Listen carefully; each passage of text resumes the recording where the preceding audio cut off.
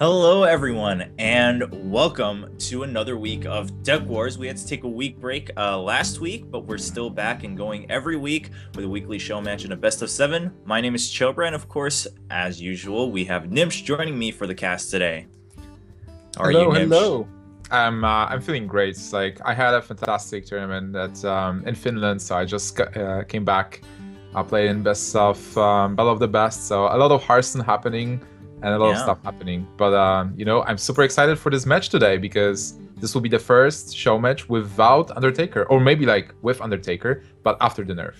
Right, yeah, with the nerfed Undertaker, so both of us suspecting probably not going to really see it, or if we do, it's just going to be in passing. It's not really going to be the core card that wins anyone the tournament anymore, right? So we don't have to sit there and be like, oh, here comes Hunter again.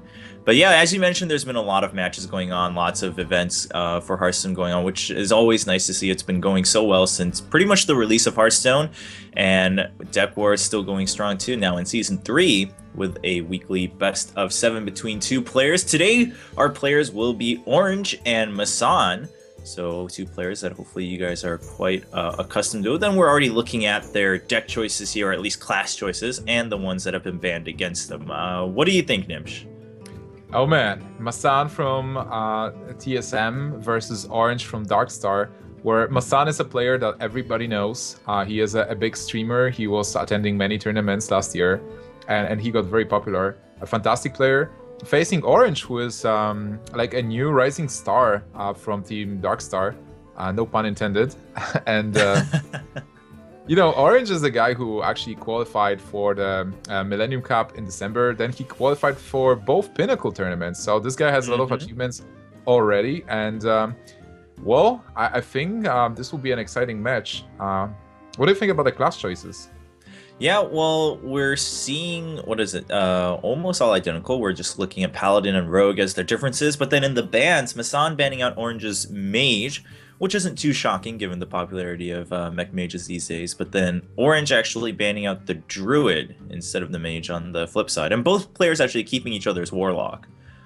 Yeah, I mean, we're starting to see more of a trend away from, I think, Warlocks kind of being the auto ban if you just have one ban at the beginning. What are your thoughts on that, Nimsh?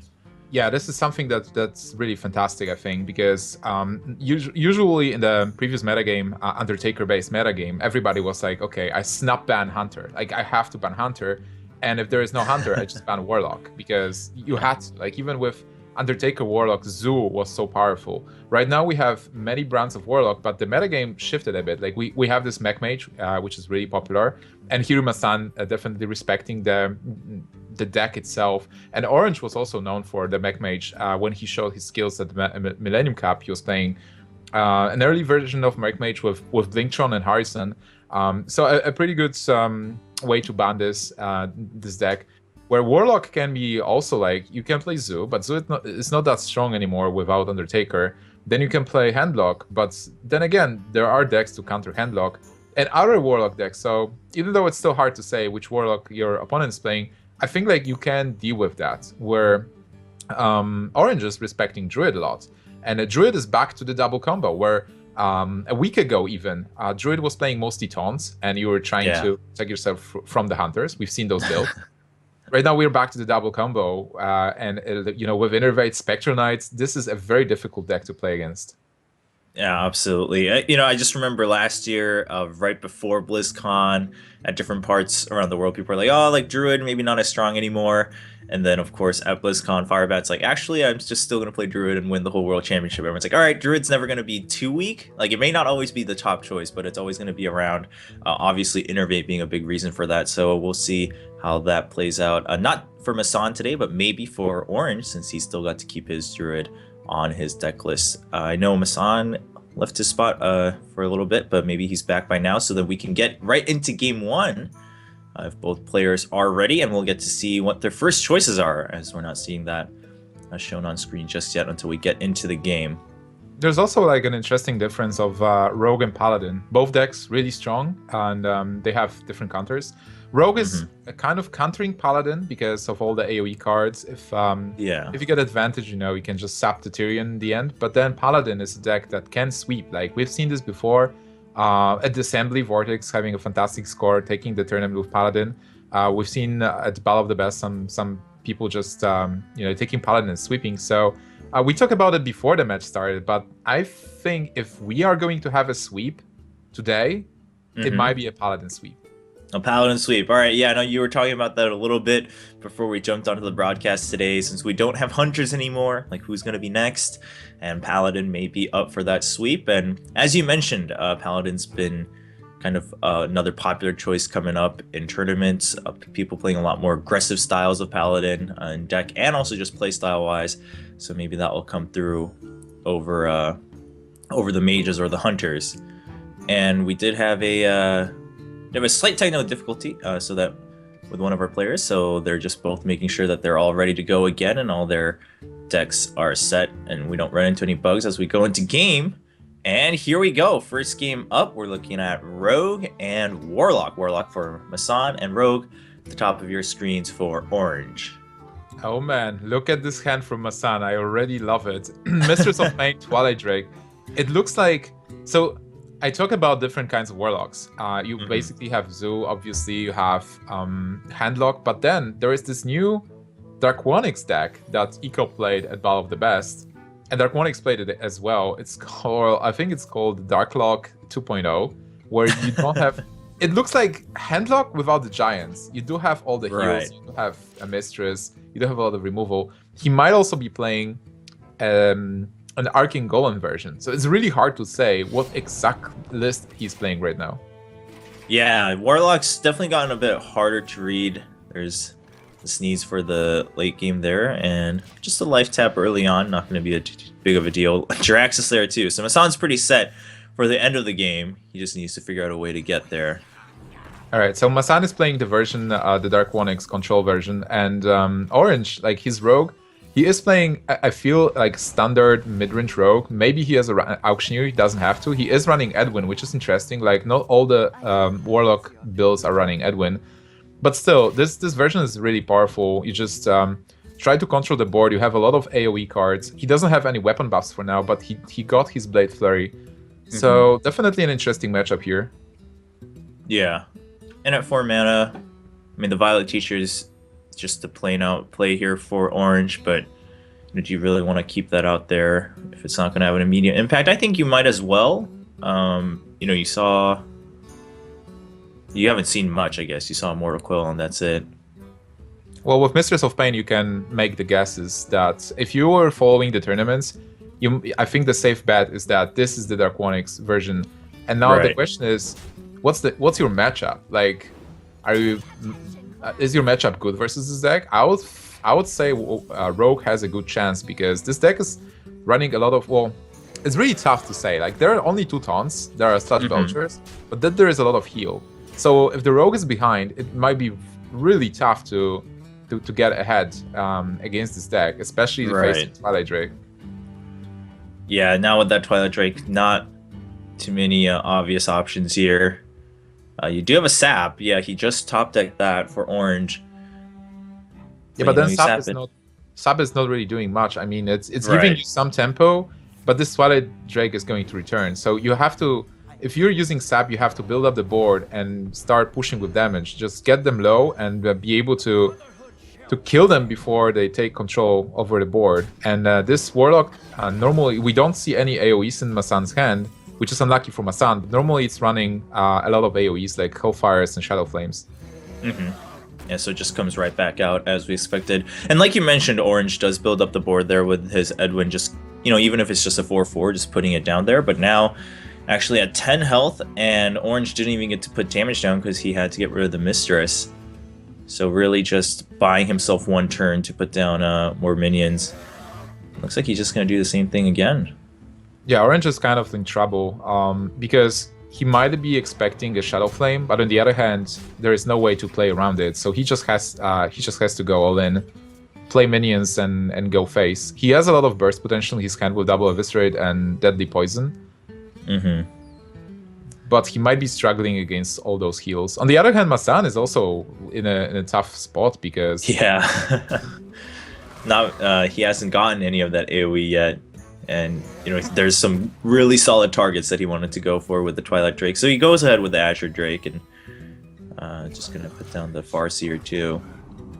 Yeah, and it's interesting gamble. I think Massan, if Orange doesn't draw like even more burst, Massan is in a good shape because he's going to heal himself and he's going to trade the board. So eventually, he's just going to pressure Orange to just not have a board, and he will have a stable health potential. Like right now, he has so much health heal in his hand. It's like 11, 14, and Jirax is just crazy. Even more like with double Siphon. So yeah, and Orange right now, just plenty of spells, which, you know, he's going to be able to put down those tokens from the Violet Teacher, but they can only get you so far, especially the second that AoE comes out from Massan, right? All those tokens are going to be meaningless, but nice use of the Deadly Poison and the Rolling Blade there.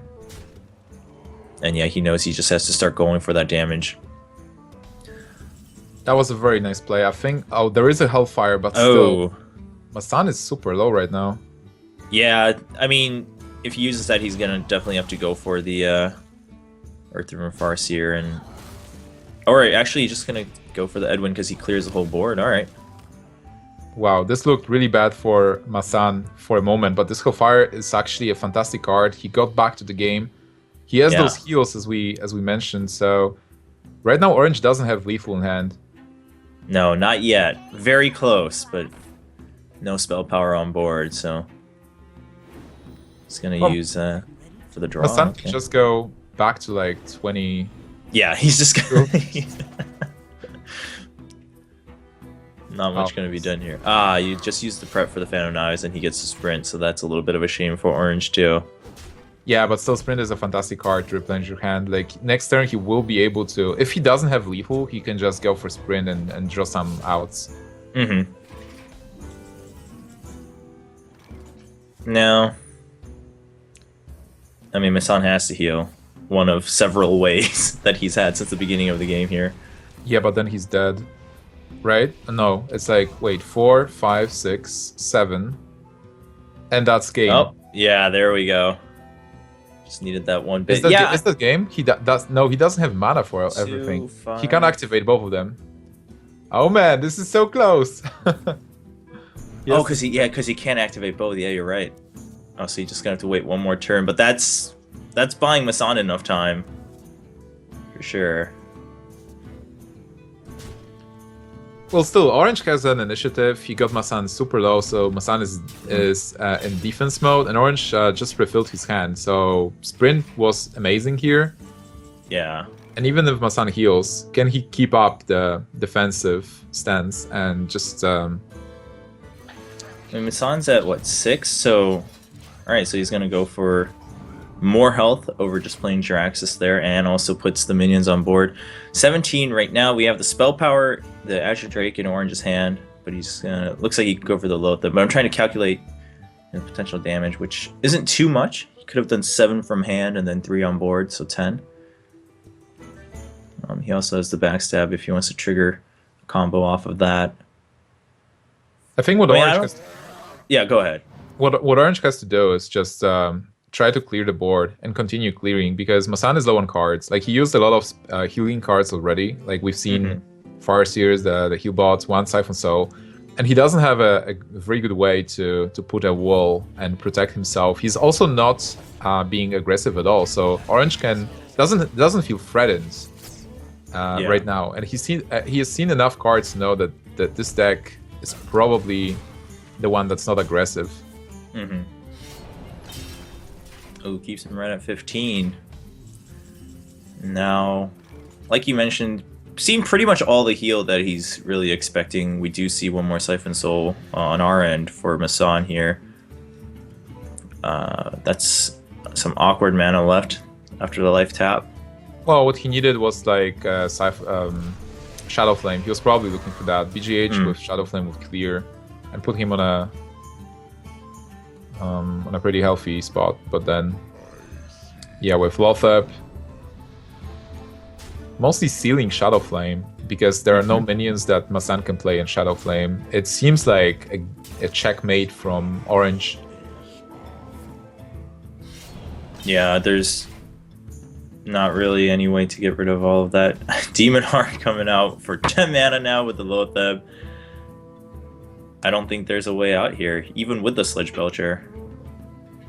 You can Demon Heart Loatheb just for the giggles. Yeah, unfortunately for Massan, there is no card that can save him right now. Shadow Flame would be great, but like it's just too expensive with after Loatheb, so the damage output is, how much is there even? I mean, there's already going to be 11, 12, 13, 14 on board, and then you've got the Eviscerate for 4. So even if he puts his Belcher down, right, it soaks up Loatheb, and then, let's say the 2 tokens. That's 9, 10 damage there, so should be game. Yeah, there you go, just Demon Hearting the Loatheb. And that will be game for Orange. And the Tinker Sharpsword Oil coming out too, just in case Orange didn't have enough damage. But that's going to be game 1 going to Orange after what looks like could have been some more tug of war from Massan, but the Loatheb also coming in. And the AoE coming just a little bit too late for Massan, really. Yeah, I think like the sprint actually coming for Orange was a key card, because the game was kind of like back and forth, and both players were going down on cards. But then Orange got the sprint and was able to replenish his hand and have even more pressure, even more burst, where Massan was struggling to get the cards. Also, the fact that Massan, he did top deck the Hellfire when he needed it, but then again, this was Hellfire. Like, getting a Shadow Flame earlier would be much better to be able to like get the board and keep the advantage, because as long as the Rogue is the aggressor and Rogue continuous pressure, Rogue will kill you eventually, and it's really hard to defend. So that goes to Orange, who will be keeping his Rogue deck as per the format of Deck Wars, and we'll see what Massan comes up with for deck number 2. Now the Warlock's been knocked out. What do you go for against the Rogue here? I mean, most rogues are fairly similar these days. Obviously, there's a little bit of a difference between decks that use the oil and not, but he hasn't seen the oil, but otherwise, it's all some stuff you'd expect post-GBG. Well, normally I will go with Druid. but well, there you go. Yeah, Druid is actually banned, so a pretty good move from Orange. Like, a double combo Druid is pretty good against this rogue. But then if you don't have the Druid, you don't want Mage. If you are running Mage, is kind of like in a weird spot. I don't think it's a very good matchup. They're 50-50 at best. Paladin, I think, is disadvantaged, so I think you have to go with Warrior, especially because Massan is also known as a Warrior player. He had some good success with Warrior before. At IM Shenzhen, and also playing Warrior really great at WCA. So he knows how to play Warrior, and he trusts his Warrior skills. So I think he can actually go with Warrior against Rogue. Right on. Yeah, it sounds pretty reasonable. We already discussed the matchup of Paladin, and like you mentioned, Mage. I don't think it's got as much momentum as, say, the old Zoo or Hunters used to. So it's still a bit of a 50-50. Maybe best as an opener or the last deck you might want to use. So Massan, if he's had enough time, he's thinking through his options again, but we'll see if he's ready to go for game number 2. We'll see if it's a Warrior going up against that Rogue. But hey, maybe that's specifically the Druid ban for Orange, right? He wanted to start off with his Rogue and see if he can get the ball rolling. Maybe we'll see a Rogue sweep instead of a Paladin sweep. That's what we're in for today. Hopefully not, though. Hopefully not a sweep. Hopefully not, but it is passive. Like, if Orange is going to defeat Massan's Warrior, then he's definitely in a good position to sweep Massan with the following decks. But still, those other decks, they have... It's not a terrible matchup. Like, Mage is at least 50-50. Paladin might be like 55% towards Rogue, to 45% on Paladin's side. So he goes with the Warrior. And let's evaluate the hands. What do you think about the Rogue's hand? Well, the Rogue's got, the Edwin's there again, the Violet Teacher's there again. You also have the coin this time for Orange. So that's a pretty good start for Orange. I don't think he's going to be too worried. I guess he's not too happy about necessarily hogging both oils from the get-go. Would have rather seen a couple other things to play early on, but it's still just going to be Hero Power versus Hero Power for the first couple turns. Yeah, I think still it's not bad. He got the Violet Teacher. He will be able to get the ball rolling. And what you want as a Rogue, you want to develop the board and continue dealing damage. I'm not sure if he's running Assassin's Blade, but it's definitely possible. Where on Massan's side, well, he got like a lot of endgame cards. So this hand, for me, it looks bad. The only good card I see is Harrison Jones. Well, obviously, Shield Slam will be useful as well as a removal card for the Violet Teacher. But then Harrison Jones will be amazing to draw cards and deal with a buffed weapon. But other than that, endgame cards might be tough. But on the other hand, maybe Orange will be a bit slower with what he's doing, and Massan will be able to get to develop the Dr. Boom and then go into Alexstrasza and Grom finish. Yeah, I mean, he's already got 6 armor, and it doesn't look like it's going to stop anytime soon. Orange did use the Phantom Knights just to see if he could draw anything else to really get the ball rolling a little bit faster post Violet Teacher. But all he got was the sprint. Now he's got the... I believe the last thing he drew was a Lotheb. You can't really see the icon anymore. Yeah, there we go. And you're just going to put that out there. So he goes for the Lotheb. It's a pretty smart play because he knows that Lotheb is not going to get killed by a Shield Slam. So it's proof to deal some damage. Also, it's a good counterplay against Sludge Belcher. So if Sludge Belcher will be played, the Lotheb is not getting killed and it can kill Sludge Belcher easily. Yep. And the Harrison come out right away because there were both the 2 uses left, Derby left on Orange's Dagger. Even if it wasn't buffed, Massan really could have used a couple more cards. And he got cards he would have liked to see. I mean, 6 mana cards right there. Shield Maiden and Sylvanas. Yeah, Massan's kind of improved exponentially with Execute, with 6 mana cards. He actually has a lot of potential to control the game. And he has the combo, so he's not dinging for the combo. He has all the tools already. It's just...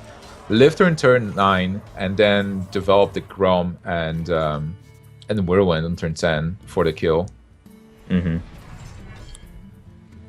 the Shield Slam gonna come through, I would presume. Yeah, you do have to kill this. Yeah. Or, I mean, you could go for the Execute. So I was wondering which one he was gonna go for, just because he shield blocked right away, and I thought maybe he just rounded out with the Slam, but at this point, I guess he also wants to start developing his own board because we are going to start rolling into that later portion, and he wants to be able to keep alive his late game cards.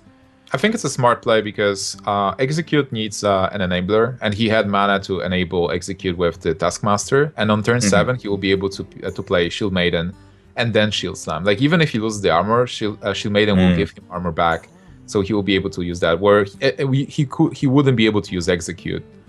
Very true. So we are going to see... Are we going to see Sprint here? Or is like...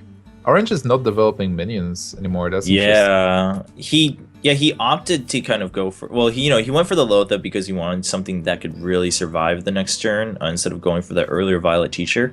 And now it looks like it might be biting him back. Now he's gotten minions that he would have liked to see earlier, but not enough mana to play them. Now he has a full hand, he has a lot of options, but then again, he doesn't have initiative, which is really important to his warrior. So right now, Massan has all the tools he needs. He can just develop Dr. Boom right now, and even if Dr. Boom gets sapped, you still have the bombs. Yeah, I don't think Massan's going to be too worried about the sap here. I mean, if so, he can just get 2 extra bombs. That's probably how Massan's looking at it. Yeah, also sap is like 2 mana, so Orange, if he decides to sap Dr. Boom, there's like no good option, because then the Boom can come back and you still spend 2 mana, so you only have 5 mana on the turn. With all those cards, you would love to have as much mana as possible. Yeah, it's getting tough. Orange also already took, a little bit of damage using his oil to clear the board, so that damage not only didn't go to face, but he took some damage himself, and it's not a place you want to be when you're behind and the warrior's still above 30 effective health. Post turn 6, 7 here. Yeah, I'm thinking just what is the possible play that he can do here? And can he not sap Dr. Boom? But I don't think he can just ignore Boom here. He just has to sap this. But what do you play then? You have 5 mana left. It's like there are no good plays. Maybe you just play by the T-shirt. Yeah, I was wondering. But then that's on curve. That is spending. That's using the cards you have. And Harrison Jones is out of the way, so you're not afraid of losing your weapon anymore. Right. Okay, he decides to keep the deadly poison. Okay. Wow. 4 damage to Violet Teacher. It's just brutal. It's Yeah, like this losing is- a turn. I mean, this was just meant to be. And there we go. Dr. Poo's back. Massan is like, sure, just spend your turn for nothing. Just replay my turn. This looks like it was meant to be for Massan rather. In game 2 here, that went as well as you could have wanted it for the warrior. Well, now you don't even have the sap. So Is there even a way to clear Dr. Boom right now? If you like backstab, then you have to deal 5. Well, you can attack into it, I guess. Like, you can yeah, let poison and then and maybe Tinkers. yeah, or like flurry. I don't know if you want to attack into Boom with your face. Because if you don't clear Boom, you know there's a possibility of Alexstrasza coming next turn, and then you'll be on a super low. The Alexstrasza is there for Massan, so Orange in one of the toughest spots in his life. I don't think there's really a way out of it, especially considering we know Massan's hand, and there's really no getting around that. Well, but this only underlines the fact how powerful Dr. Boom is as a card. It's just a 7/7, and also those Boom bots threatening the damage. Like, the Boom bots were able to clear Violet Teacher last turn. And right now, like, 6 damage to face. Wow. Well, he got rid of it. And he's got a minion. And he's already down to 15 health, so the Alexstrasza isn't going to do as much damage. Massan is just setting up lethal for next turn. Just Death's Bite, you can attack face and play Belcher. Oh, he actually decides to clear. Well, he has all the tools he needs. Yeah, Like, yeah, he's Belcher just is going the safer route. True. He can still get lethal easily here, unless we see the anti-Keelbot come out. But even that's like a tough choice for Orange right now, because it's like, well, if I heal, it's really just buying time to lose, it seems, at this point in the game. If you were in Orange's spot, it doesn't really help you win. It just helps you stay alive for one more turn. Yeah, right now Orange has to... What Orange has to do is probably assume that there is nothing in Massan's hand. That Massan's hand is like full of... I don't know what, like cards that he can't use, and then make a play assuming that there is nothing he can play next turn. Yeah, Warrior with 8 cards on turn 10 probably has nothing to use. I know what you're saying, but I think that's pretty hard to imagine right now. Oh man. So just clearing that, and Massan's okay with that. I'm sure he's not too concerned.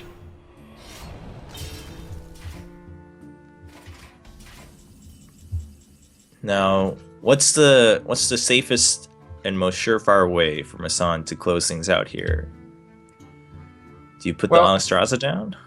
I think Massan is he is playing really safe, so he thinks about clearing this. I don't know.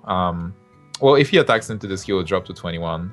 So I'm not sure if he's going to go up with Alexstrasza. Like, a safe play would probably be something like kill this, maybe play Shield Maiden, and maybe Acolyte even. Like, right. So I was just about to say, yeah, if you're not going to play the Alexstrasza, why not just put the Acolyte down and then get one draw off of it with the Despite? But that's not going to be the play he goes for. oh, that's an interesting Okay. play. So. Pretty nice. He gets Yeah, so orange he- 6. Yeah, he played it safe the last turn, so now he's revving up the engine here to go for lethal and forcing Orange to make a choice. That was a pretty good play because he used like the death rattle from the weapon, the token, and the whirlwinds to be able to kill the minion without taking damage himself, and putting Orange super low. So Orange, yeah, just attack the Grom. Yeah, he needed another spell there to make things work, but got the Assassin's Blade, and Massan brings it back to a 1-1. So, hey, the good news is we're not looking at a sweep. It's already 1-1, and now we do have the Warrior standing strong for Massan. Yeah, pretty well played. Massan showing his proficiency with one of his top classes. And right now Orange knows that his rogue is out of the way. What do you pick versus Warrior? I think he has a couple of good choices. If he is running Mage is banned. But Right, he has yeah. So his mage was banned. He has a druid, the warrior, and the warlock. So, the druid, you could go for the warrior mirror, of course. Seems to be something, if you're unsure, it's like, well, you might as well. It's always a 50-50, right? So, we'll see what Orange picks, but we'll get to review his classes here in a second. I think we're right. It's warrior, warlock, and druid left. Because it was like the same. The only difference was paladin and rogue. Yeah. I would normally pick Druid because Druid is usually a very good matchup, unless this is like its own Druid, which is a bit worse, but I think still Druid has an advantage. Usually you don't go into a mirror match because mirror match is a coin flip, unless you play a different version of Warrior, which sometimes people play with piloted Shredders and Sneeze on Shredder. So maybe, if it's like more mid-rangey with the Fragile minions, you can go for the mirror match because you will have an advantage. But then Druid is just a good matchup, so why not? And also Warlock. Depends on which Warlock is he running. I'm actually curious to see Orange's Warlock. Which one? Yeah, me too. Just because there's so many these days. I mean, I guess, now that I think about it, that's something that really GVG has done for Hearthstone, is breathe life into all the classes, where it's like, now all of them have a pretty good choice. Like Druid, of course, always has, but Rogue still is alive with 2 different variations. I mean, Mage, there is, the Freeze Mage, but then there's lots of different versions of Mech Mages, so I'm interested to see what Warlock, and also specifically, what cards he's running on Druid, if it's going to be like the very standard double combo, or if we're going to see a couple perks here and there, and it is going to be Druid. Already we see a Savage Roar there, and a Cairn. Cairn is an interesting choice, a fantastic card versus Warrior, but then again, what does Cairn say? Which version is that? Doesn't seem like a tone version. Might be double combo that really values the value of the cards he actually play. Maybe he's also playing the Spectral Knights. Having Wild Growth is super important. You want to have Wild Growth versus Warrior. And then you want to have, Innervate as well. Wow. Okay, yeah. Oh my god, it looks like a turn 3 Cairn. Yeah. Orange, he's just going to start ramping up right towards that Cairn and then the Dr. Boom. And he will get there in no time, given the cards he's had. Alright, and on Massan's side, he's getting this Armor Smith. But then he needs to armor up enough to be able to kill a 6 toughness minion. Because you do want to kill this, like a Druid of the Claw innervated. He's probably not expecting Cairn from Orange. Right. Oh my god, Orange is going for turn 5 Dr. Boom, it seems. Yeah, I mean, he got the Shade, so why not play that instead of innervating the Cairn and then having an awkward turn 5.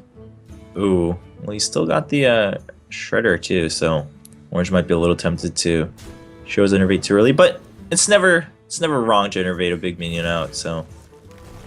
Yeah, especially if you can play Cairn on turn 6. It's like, turn 3 basically, turn 3 Shade of Naxxramas into turn 4 Dr. Boom into turn 5 Cairn. You can never go wrong with that.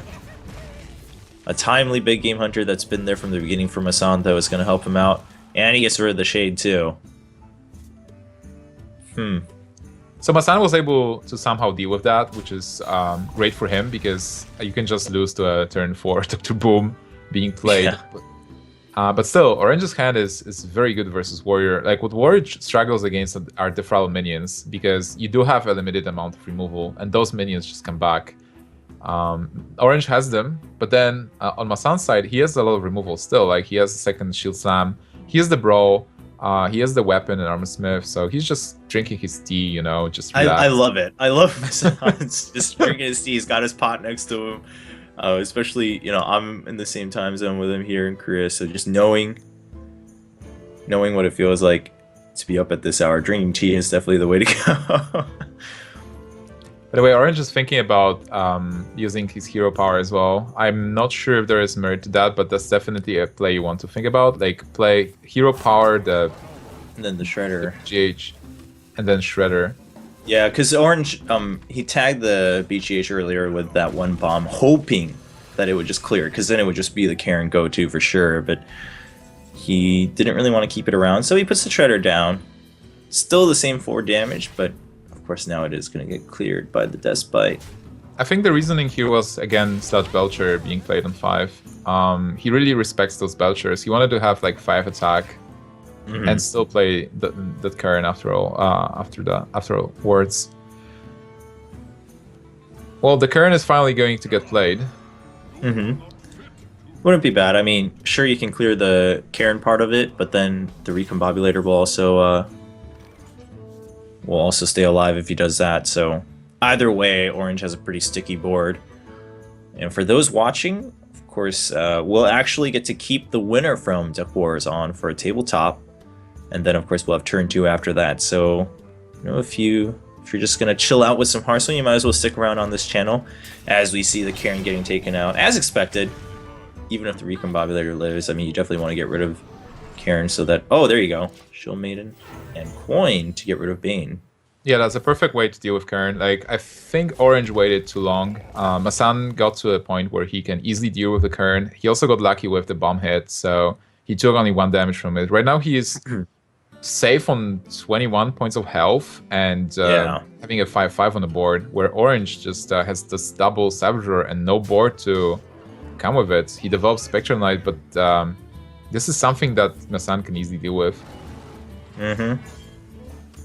Yeah, I agree. I think the Karen was a little bit slow there, but you know, in Orange's shoes, of course, not knowing the cards in Massan's hand, you couldn't really fault him for any of the plays he chose. There were always just 2 options ready for him. And now, wow, look at that board for Massan. He's set and ready to go. He's going to start ranking up that armor with the Armor Smith.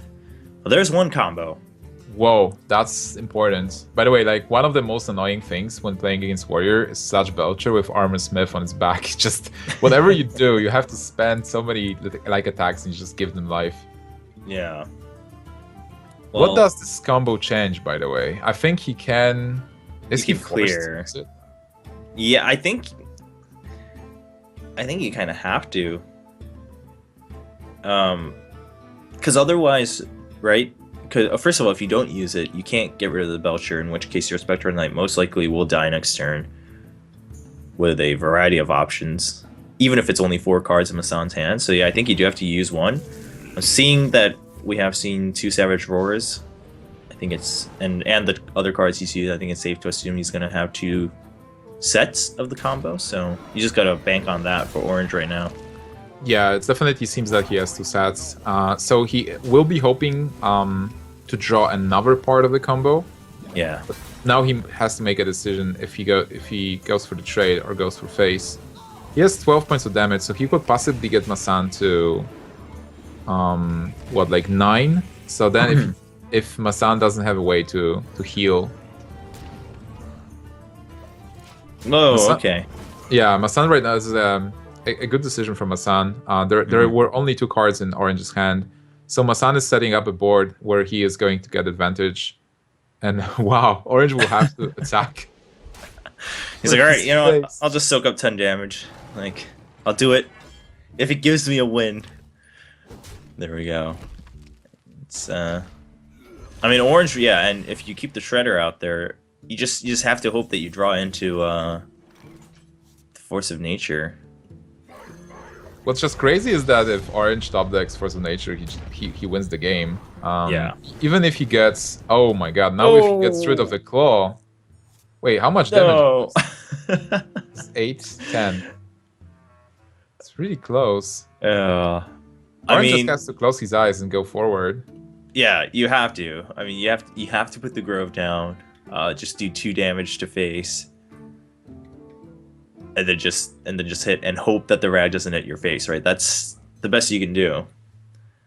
Yeah, but on the other hand, Massan has the Shield Maiden, so he will be able to just protect himself, develop a board, and if Orange doesn't draw Force of Nature next turn, he is then in a bad shape. Yeah, then the game's probably over, given the Shield Maiden and the Death Spite, but we'll see.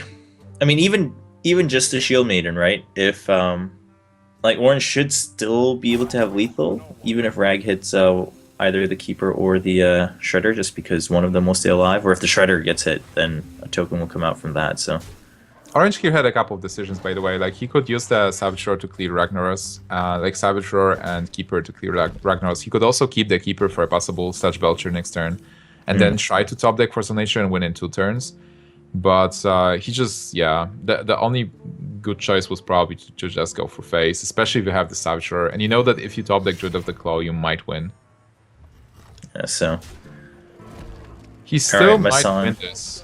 Yeah, Massan going for the getting rid of the keeper to increase his chances for Rag rather than trying to go for the face, and it does hit. So Massan's like, oh man, if I had hit face, game would be over right now. But it's not there, and I mean, even if he gets a hit with the Wrath, though, it's Druid of the Claw, and it's over.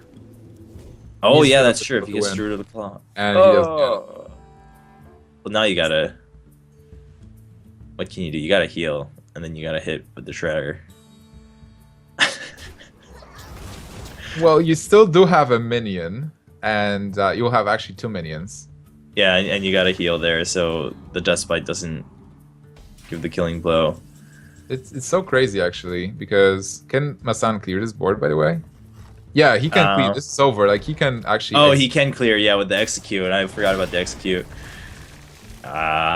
Orange was so close. He just needed one top deck.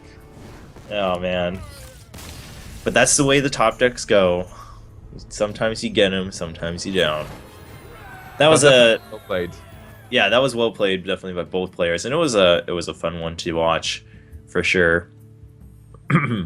Oh man, Massan actually defeating the bad matchup, and this Druid, it was a double combo Druid, which is like the just perfect matchup for Orange, where Orange just had like insane start, like turn 2. He turned to Wildgrowth, so turn to Wildgrowth into turn 3 Shade, turn 4 Doctor friggin' Boom into.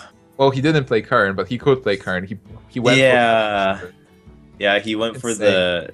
Yeah, he went for the slightly slower play there instead of putting the Cairn down right away. But either way, I mean, Massan did have answers going through, so it was fun to watch. Because any Druid player would have dreamed of that opening, right, in a tournament. Well, Massan also like made a exceptional plays where he took risks. He was like, okay, he doesn't have a way to kill me right now, and I'm going to develop my board and take the win. Like, I feel like he played mostly for the win. Like he played more to win and not to lose, instead of like trying to armor up defending and just getting by the Druid. He made the bold plays. Like he played Ragnaros instead of Shield Maiden, even though he was in combo range. So that won him the game, like the boldness and then the decisions he made. Absolutely, yeah, and that just shows his expertise with the warrior class and knowing the matchups, right, and knowing what decks are out there right now. You know, it's a mistake you see, especially for instance on ladder, right? A lot of people, if you play a control deck, you're like always just playing to stay alive, and you're like, oh well, I can always win the late game, but you can't do that, especially not in a tournament setting. But even on ladder, something to note for those of you guys who enjoy control decks. But now, speaking of the actual match we have on hand, we're going into game 4. With Massan being up 2-1 after the first loss to Orange's Rogue, and now it's just Warrior and Warlock. So now in this case, what do you go for? Are you now forced to go for the mirror matchup for Orange? It really depends what kind of Warlock is he running, because if you're running Zoo, I'm probably going for the Zoo. Well, I think I'm going for the Warlock anyway, because Handlock is a good matchup versus Warrior. Zoo is alright versus Warrior. I would like to try winning versus Warrior with my Zoo. If he's running Dark Onyx, like the Dark Lock. I don't know how. There's no name for it other than the Dark Onyx deck, right? Let's say Dark Lock 2.0 with Sneeds and with all the removal cards. I don't know. I mean, like this deck has Sneeds, has Kel'Thuzad, has a lot of minions, the sticky minions, but I'm not sure how it matches against Warrior. I'm not sure if Orange knows how it matches, because this is a new deck. Like, not everybody had a chance to test it exactly. He actually decides to go for the mirror match. Okay, so I guess that leaves us some speculation about maybe what his Warlock deck is. Because like you said, Handlock, not a bad matchup. And Handlock in general, always kind of a 50-50 minimum for a lot of decks. So Orange avoiding that for now and going for the mirror matchup against Massan himself with the Warrior.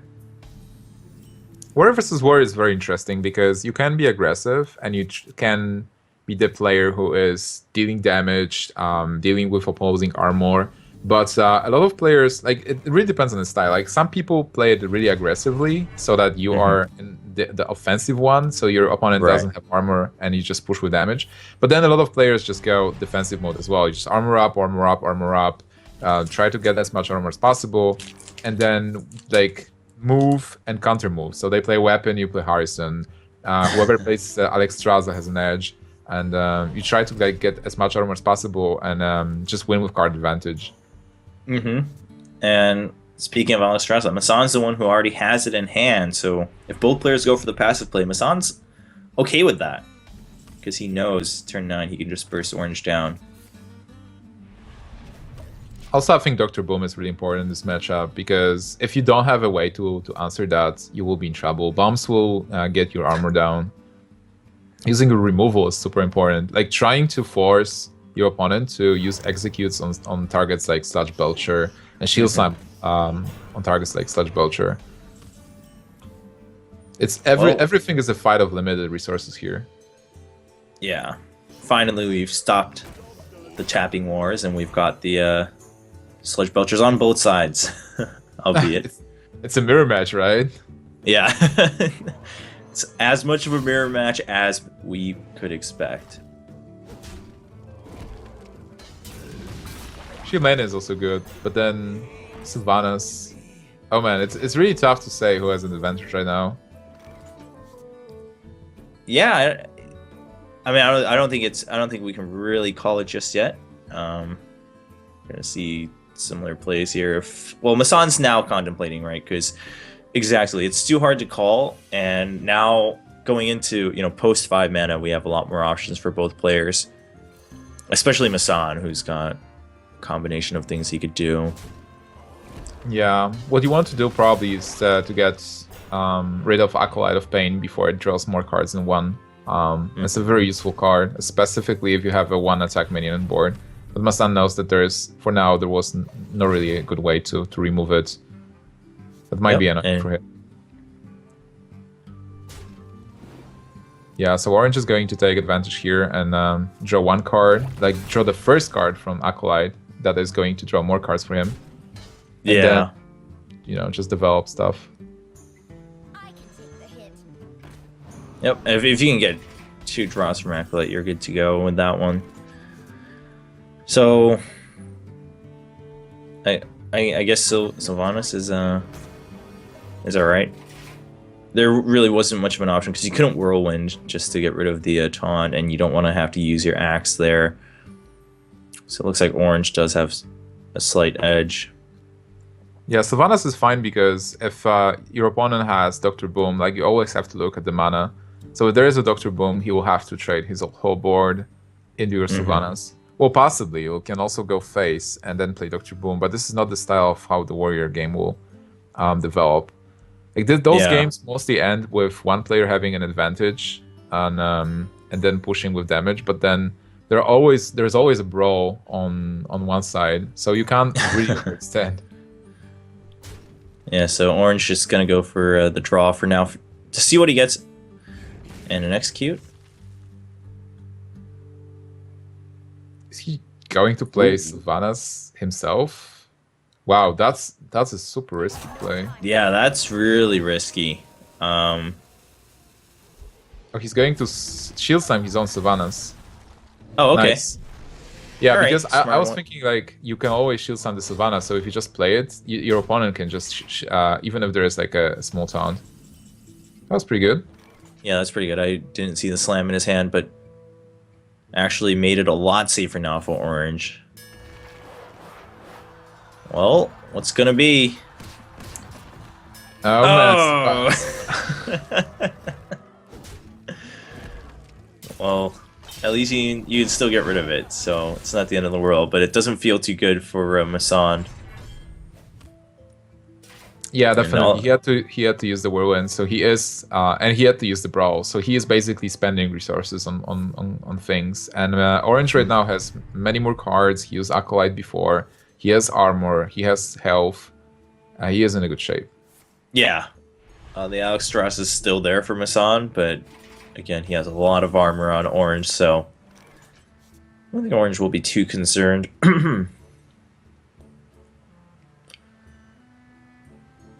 Ragnaros is pretty nice because you develop Ragnaros and you force your opponent to deal with it. But then again, you want to play something smaller to just bait removal. Because if you play Ragnaros, it's cool, but then they just execute it or shield slam it. Yeah, I mean, same reason why the Alexstrasza wouldn't have been the best, even if it's on curve. And obviously, he's at 30 health plus armor, so it would have done as much damage as you possibly could. And we already see the execute in hand for Orange, so smarter play by Massan. But Orange also isn't going to be too tempted to get rid of these with his removal cards, because he's got plenty other options. He's got that Gorehowl too. The problem that Orange is facing right now is that he doesn't have minions. He has a lot of spells. He has removal. He has so many weapons, just crazy. But then he is not able to develop the board. And Massan has the Shield Maiden, and then he will have Lothab, he will have Ragnaros, he will have Alexstrasza. If he is able to pick the Grommash at some point, he might actually overpower Orange. And Garhol is nice, but then again, if you use Garhol, you are spending your health to be able to deal with minions. Yep. Oh, and the execute does come out. Yeah, Massan has to be very happy about it. Yeah. You can see Massan now really starting to think, what options he has, because with that execute away, he can rest assured, like, all right, well, I baited it out once. And what else do I need to bait out? Yeah, I think just Depths by Lothab is a pretty strong play. You deal with Armsmith, and you're like, okay, he had to execute my Shield Maiden, and he didn't really play anything significant. That means he has a lot of spells. Yep. Another execute does finally come through for Orange, but that's not going to be played right now, thanks to Lothab, so just clear with the Taskmaster.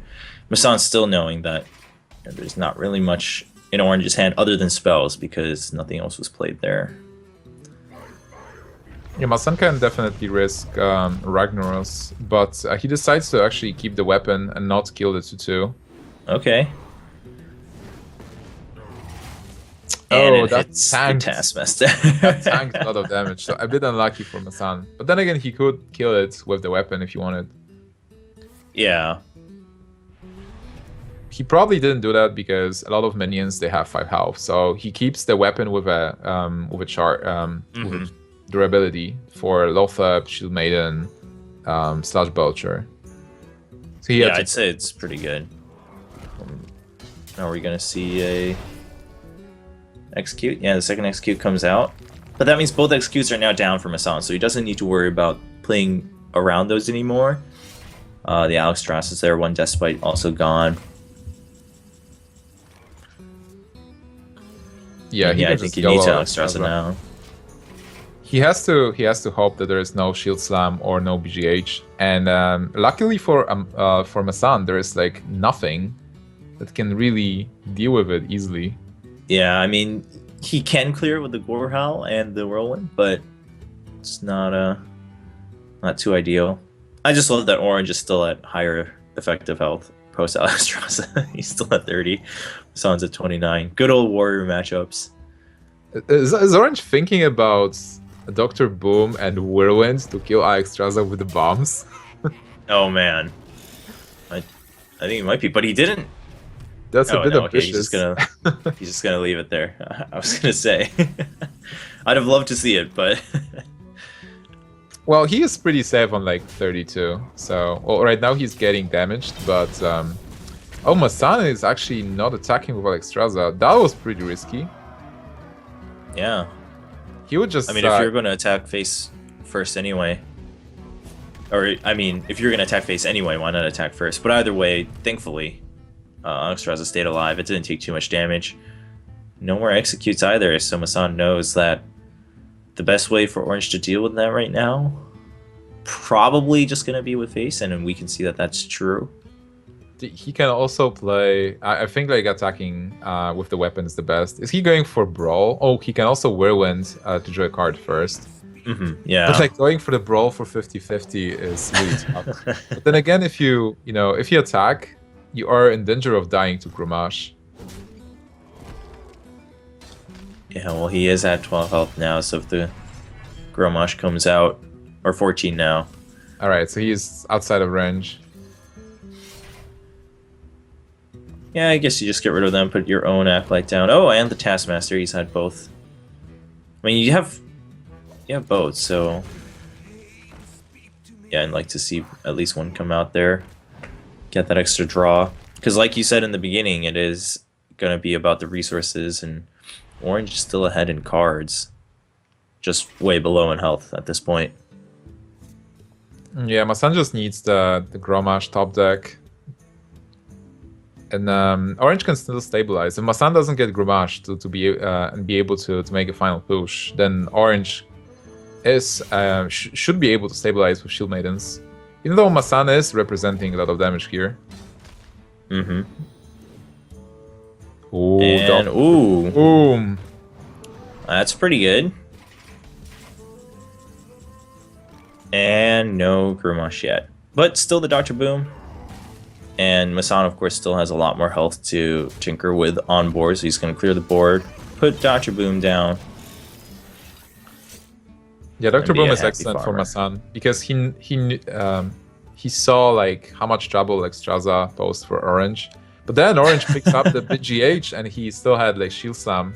So there are two ways to deal with this right now. All right. Move, counter move. Yeah, that's what we've been seeing the whole time. And just waiting for the Despite to clear the bombs first, and then using the BGH. 4 damage total from the bombs. Not the worst. Also, Orange is doing a pretty good job of... Oh, there is a Grommash. Yeah, I was just saying that Orange is doing a pretty good job staying outside of range of Grommash this master, having 14 health. But it is pretty much set up for next turn. I don't really see a way around this for Orange. Oh, well. No, even still with the Despite, I don't think. Because you can't clear the... Well, I guess if you're going to put the Belcher down... Oh, no, you can't. Yeah, you can. You can clear it. You attack the 5/5 before 2. You armor up. You shield slam the 5/5, and you play the Belcher. And then okay, yeah. You're not dead to Grommash next turn. But then, how do you win?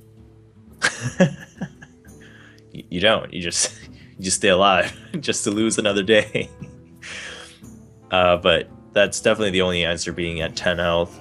But yeah, I mean, it really flipped heads once the Alexstrasza came out, and we touched upon that in the beginning, that if it's going to be about just counterplays, if you can get that Alexstrasza safely out, you can really start to burst him down, and that's exactly what happened.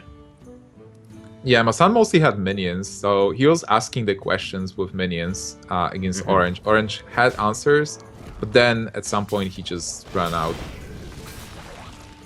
Oh, Massan is actually... Is he going for Grommash here? This is a bit ambitious, but yeah, again, a bold play from Massan. Maybe this will win him the game. It could. Well, sheep is not bad. He can brawl with the sheep. Oh, he's going for the Ragnaros. All right. Wow. Orange just meditating. Massan. This can decide this match. Oh. But Massan still doesn't have the kill. It's so crazy. Oh, you're right. Because he went right back up to 14 health. He has the BGH though. Wow. But then there's Explosive Sheep Brawl. The Explosive Sheep Brawl. He can try. He can try. I mean, he has to. Yes. I mean, he went for the yellow rag. You might as well go for the yellow sheep. Alright, yellow sheep. What's going to happen? It's going to survive. If this keeps him alive. Oh. Oh, so unlucky. What a shame. Would have been great to see, but... This Grom is just immortal. Oh my god, Iron Horde. He's unkillable. Yeah, that Grom went through a lot. Truly a war leader right there. Wow, what a game. That was a very interesting warrior versus warrior. That was... I definitely enjoyed it. It got interesting for sure. I mean, we were in the tapping wars for a little long while in the beginning, but that's how warrior matchups go. But the big news here is that Massan is now on a 3-win streak from his warrior after that first loss. So he just needs one more to take this week's Deck Wars. Whereas Orange now just has to fight through the gauntlet with his Warlock deck. Oh yes, we are going to see Orange's Warlock. I'm so Yeah, excited. so we get to see it. So as casters, we're happy, but I'm sure Orange is not in too much of a happy place. Well, Warlock is a very strong class, so if Orange is able to take this warrior, then Warlock versus Mage, depending on the build. Like if this is a Zoo, he can possibly sweep. True. He's not out yet, definitely. Warlock is a strong class, very strong hero power. What is your bet? What is he playing? You know, I don't think it's Zoo. I really just want to say Handlock, just because obviously it's much more common these days. But it'd be refreshing to see a Zoo here on Deck Wars. Mostly also because we've just seen Warlocks be banned nonstop. Yeah. Since GVG. All right, so you say it's Handlock. I think it's Handlock. I will go with the Zoo then. All right. Because we've seen an interesting build from Firebat and Battle of the Best with Argent Squire and Blood Knight and Scarlet Crusader, which is good versus Mage. And if you don't ban Mage, you might actually have this Zoo deck. Oh, that's true. Yeah. He left the Mage open. It's very true. We'll see what that says about Orange. I mean, he could have also gone for that Druid ban because of his Rogue, of course. We saw that. He got the first win. Got shut down by the Warrior, now on a 3-win streak. And up top, we are looking at what looks to be a Handlock. 3 cards of Warlock deck that can be either Handlock or Darklock. It could be Darklock too, that's true. Wait, Darklock is not running our Defender. So I think... oh, yeah, no Defenders, yeah. That's pretty telling for the Giants here. Defender Vargas there. But it's going to be another slow match until around turn 5. Well, this match is all about removal and the threats. So what Handlock tries to do is play Giants as early as possible, play Twilight Drakes, and basically play the threats that Warrior can't answer. And on the Warrior side, you want to have removal, you want to have Shield Slime, you want to have Execute, which Massan actually does have in his hand. So Massan has the ways to deal with the big stuff. Mm-hmm. And Orange has the big stuff. So I think this will be an action-packed matchup, actually. Yeah, actually, drawing the Mountain Giant right away on the first life tap is pretty good for Orange, and it's pretty exciting for us to watch, because that means things are going to heat up right away. Massan knows he wants to start developing a board here. Oh wow, second Mountain Giant. So this is the thing. Like Orange will be asking those questions. It's like first Twilight Drake, can you answer that? And Massan will be like, yes. Mountain Giant, can you answer that? Yes. Second Mountain Giant, can you answer that? And then if Massan says no, he will be in trouble. Yeah. Well, yeah, I think Massan's like, okay, well, I'll just trade my Armor Smith happily for the Giant. But that's one Execute gone. A very interesting thing is that Massan magically got Iron Begal, which we haven't seen in previous games, but now it's somehow owned to counter the Twilight Drake, where Orange actually didn't play the Twilight Drake, even though he hasn't seen the Owl. We haven't seen the Owl. Yeah, it's true. He can't answer that. That's pretty crazy. Wow. With the Taskmaster, actually, that's a pretty good top deck. And then now the Owl for the Drake left. So yeah. Oh my Massan got through the early stages real well. Yeah, he actually sighed. He was like, oh, okay. Giants are down. That's pretty good. Oh man, poor Orange. And so, you know, I did want to ask when Orange went for the Giant first. I mean, just because you had the second Giant, I think that's also one of the motivators for Orange of having played the Giant before the Drake. But I forget if Massan top decked the Owl right in turn for the Drake or not, but I wonder if that could have changed anything. Orange just shaking his head on his camera. Yeah, that like, can't. Seriously? You run an Owl now? Massan is so chill. He's like drinking his tea. He's like super zen. He's like, okay, I got this. This is I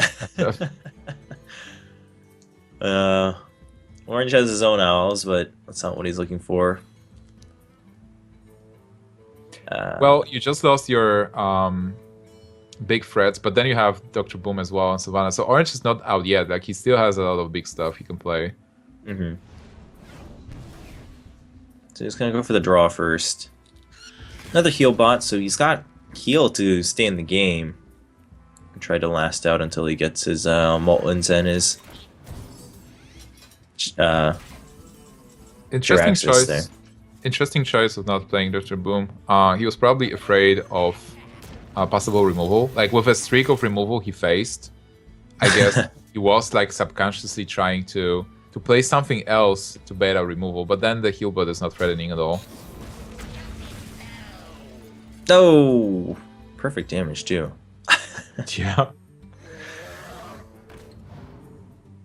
Well, Orange is not giving up here. Like he has a Twilight Drake, which is another big creature. He is able to deal with the Dr. Boom, and he still has his own Dr. Boom as Sylvanas. So his hand is very strong. Yeah, Where and that Massan one worked out for him. Yeah.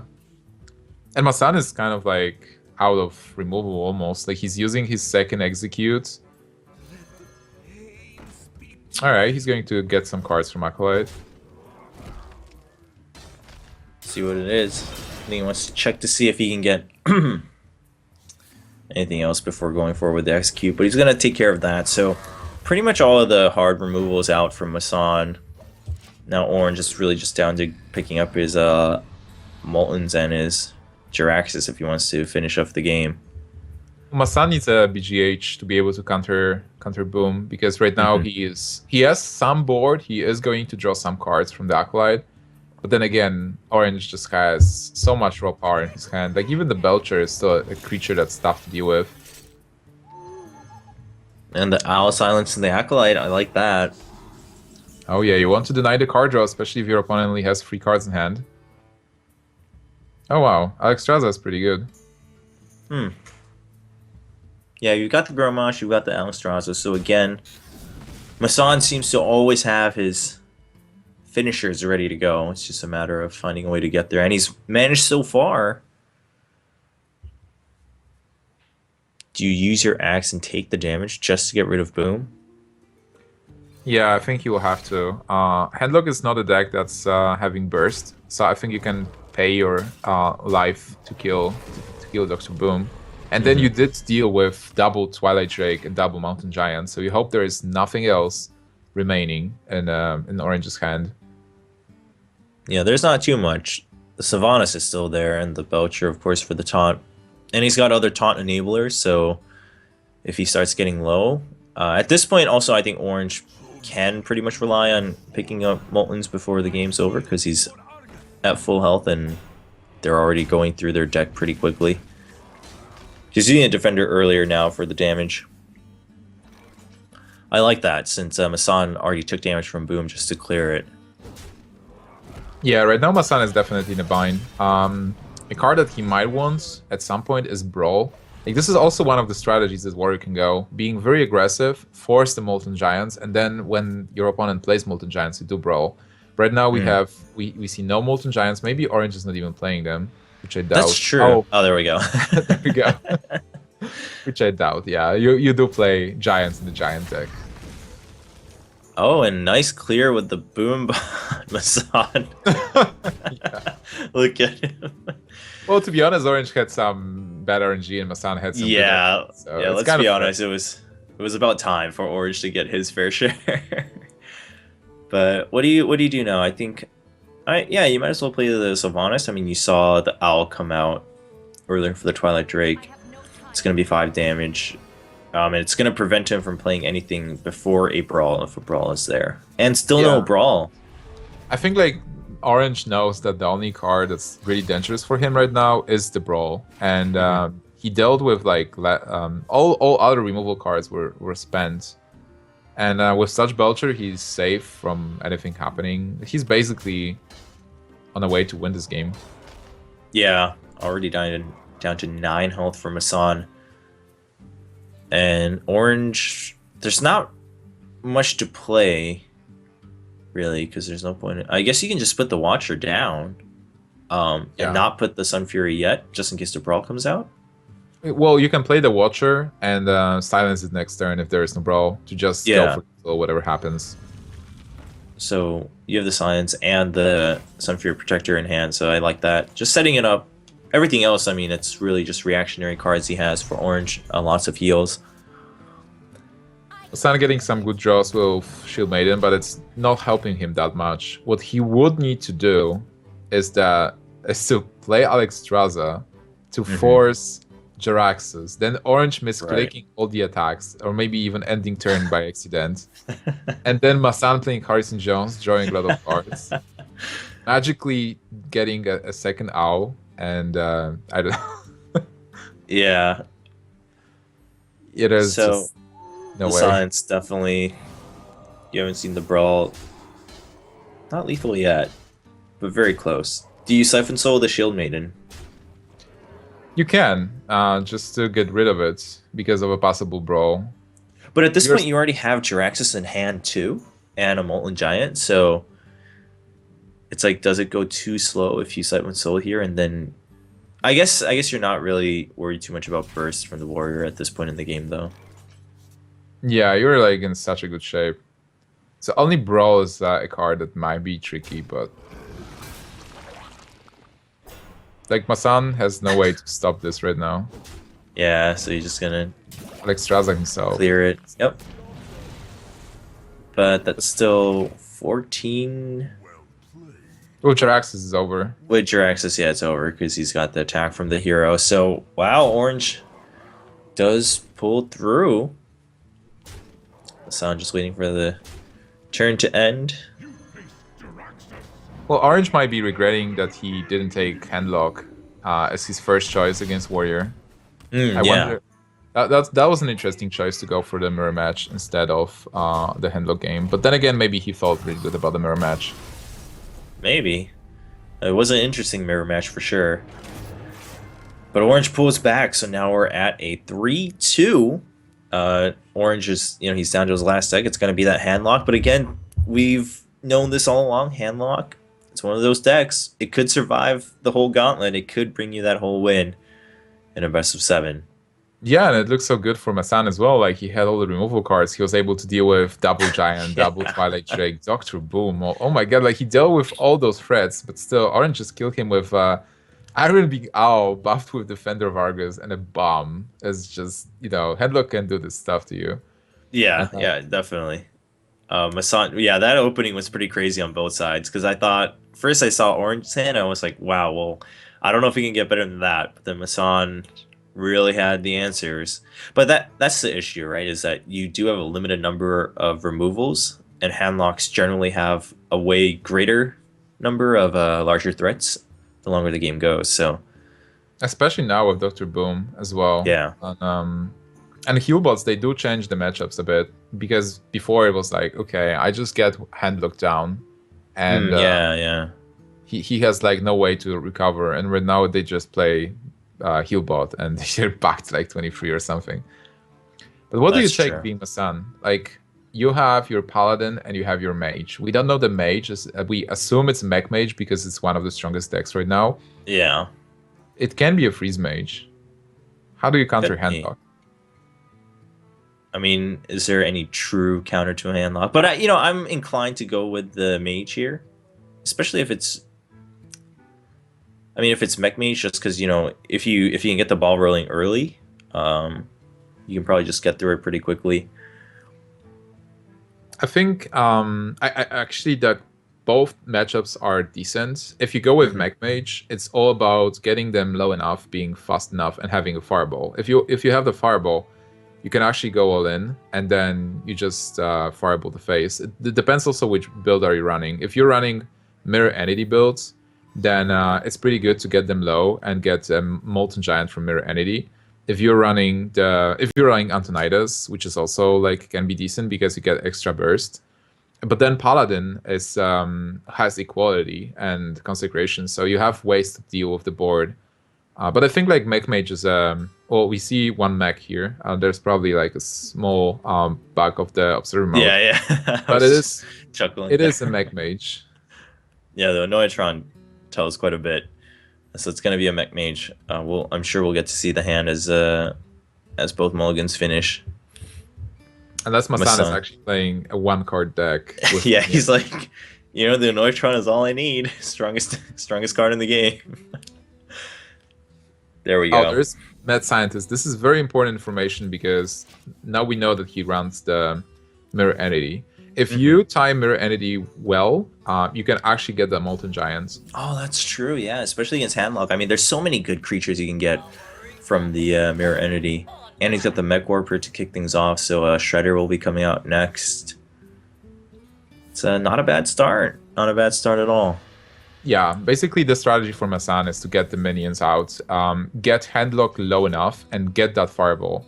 Because if you don't get the Fireball, you won't be able to push past 15. Like you get them to 15 points of health, and then you can't attack more. Like you have to have enough burst to deal 15. But if you have a Fireball, you can more or less YOLO it and get them as low as possible and finish them with like pings and fireballs.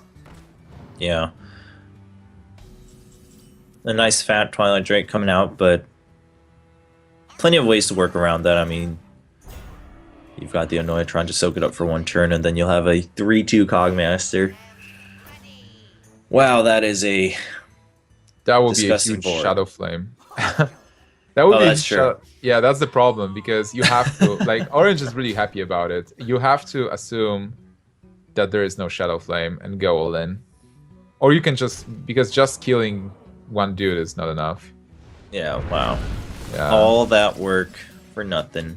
Yeah, Massan just smiling. He's like, I should know better. The secret comes out though. Still, it was a good play. Sometimes there is no Shadow Flame, no Hellfire, and you end up with just this kind of a board and win the game right away. It's like a cool risk you can take, especially because Massan still has one more game to play, so you can't take this risk in a Mage game to try to win right away.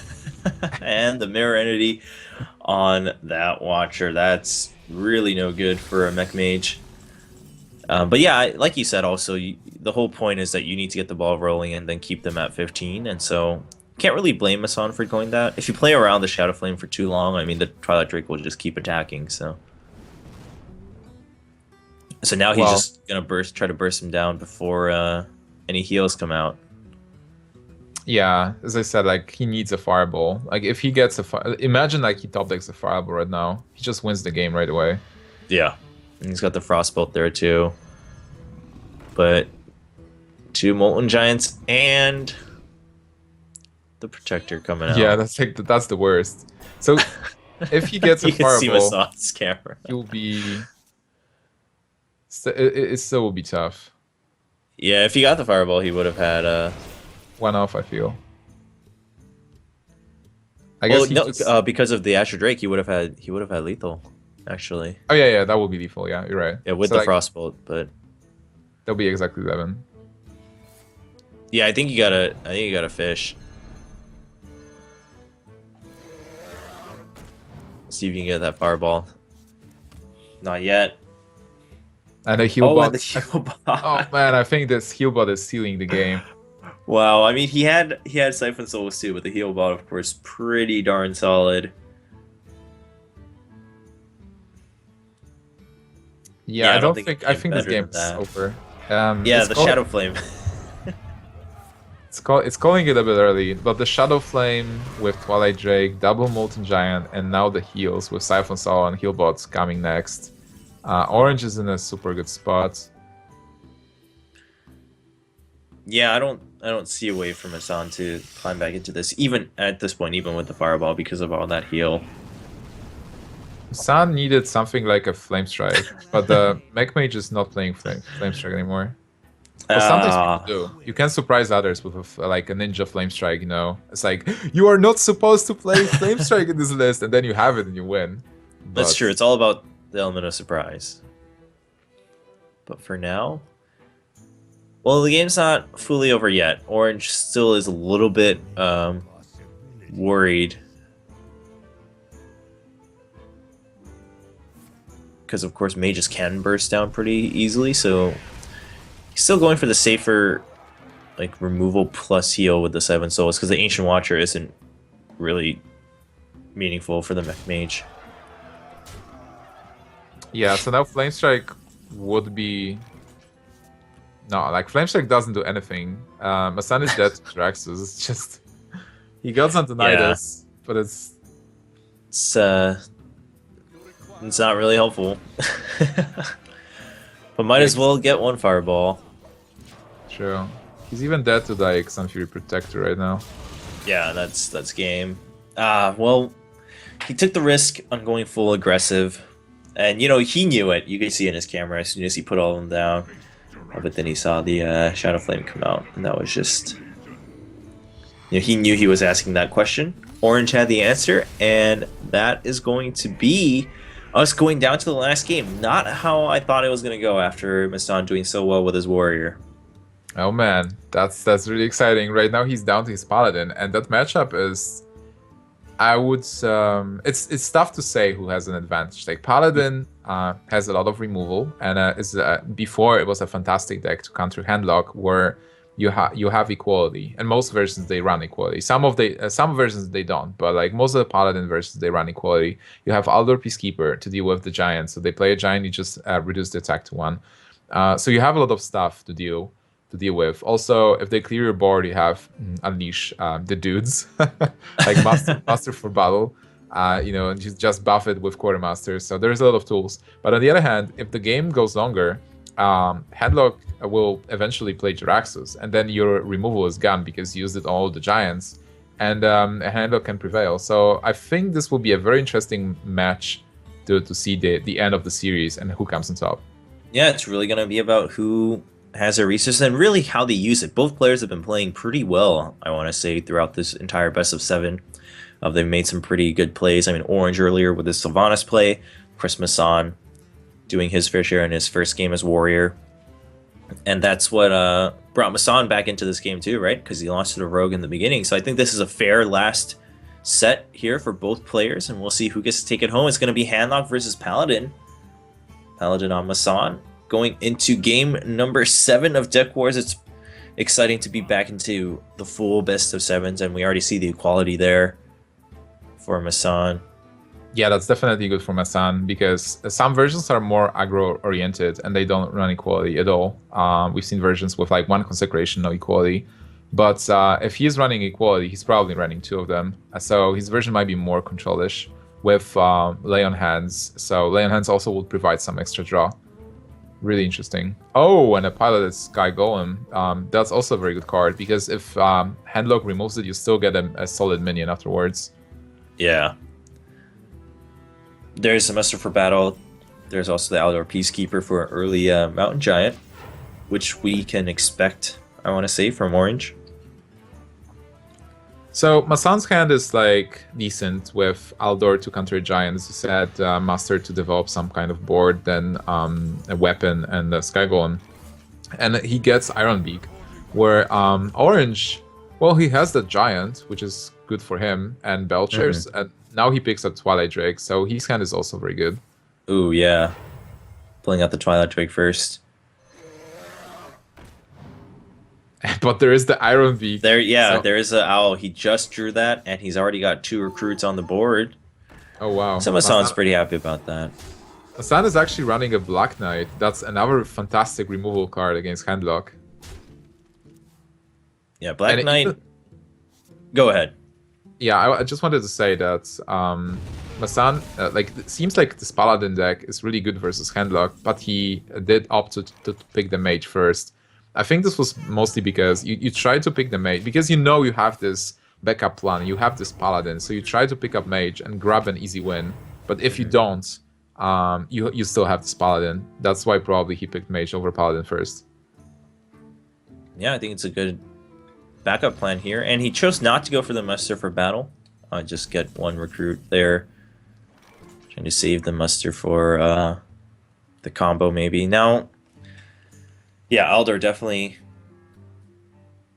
a pretty solid answer to the Mountain Giant. He can possibly... I think he needs Master for endgame. So he is not using the Master, even though he will get a lot of juggles with the Knife Juggler, because you want to get all those Shadow Flames and Hellfires out of the way. And then, when both players are spent with the removal cards, you do Master and Quartermaster on 1 turn. To insta-create board. Yeah, so...